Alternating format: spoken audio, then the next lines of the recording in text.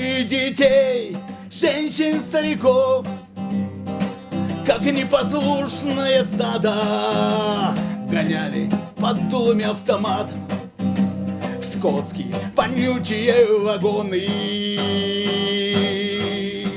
Депортация — это очень страшно. Это когда слово, это когда говоришь, это кровь в жилах застывать должна. Прочувствовать через себя все это.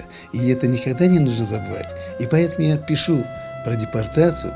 Он поет о близких людях, он поет о проблемах, знакомых нам, да, с детства. То есть это тема депортации, это тема войны, это тема любви к близким, к матери, к отцу. Подчеркивается крымско-татарский, да, менталитет в этих песнях. Это не просто бард, а это наш крымско-татарский бард.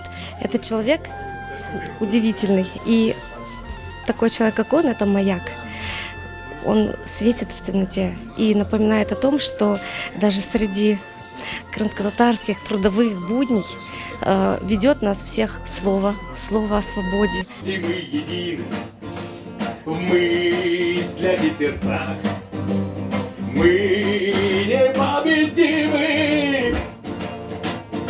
ведь с нами же Аллах. Главная цель – это зарядить людей, наш народ, патриотизмом.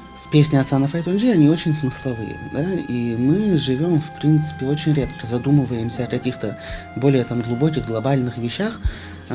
Его вечер нацелен именно на то, чтобы дать людям пищу для размышлений, для того, чтобы поднять патриотические чувства. Kırıva gelen dostlar, kırıva gelen yaşlar, Katar halkın güzel yerlerine.